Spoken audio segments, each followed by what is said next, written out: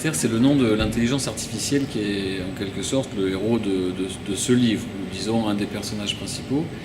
C'est l'intelligence artificielle du futur, c'est-à-dire que c'est un compagnon, un algorithme qui connaît tout de vous, qui a toutes vos données, toute votre histoire, une capacité de raisonnement bien supérieure à la vôtre et qui vous accompagne en permanence, qui vous conseille, qui vous parle, avec qui vous échangez et à qui vous n'avez pas besoin de poser des questions pour qu'elle vous apporte des conseils et des recommandations. Et elle accompagne un des personnages tout au long de l'histoire.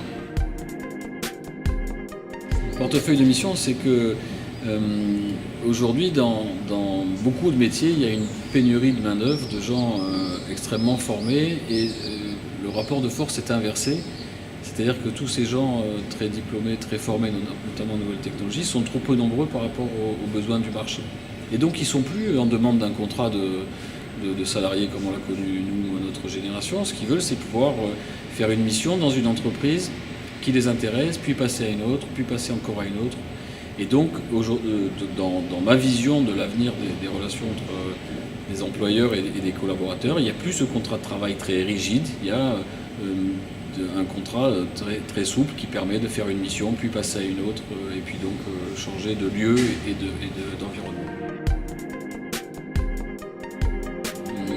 On est dans une économie de la réputation et donc vous choisissez vos collaborateurs ou le collaborateur choisit son entreprise en fonction de la notation qu'il aura eue en fonction des autres. Et donc on a une note et on aura tous un jour une note.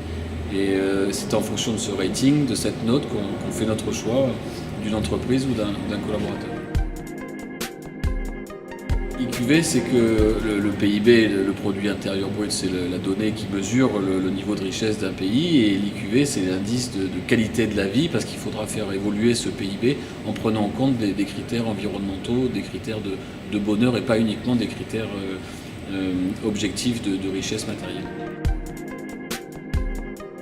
Oui, alors ça c'était un clin d'œil, c'est pour dire que l'intelligence artificielle a été intégrée dans tous les pans des activités et qu'il y a une équipe de robots, mais qui existe déjà aujourd'hui, qui est dotée d'une intelligence artificielle qui elle-même est dotée de l'émotion et qui donc joue contre l'OM.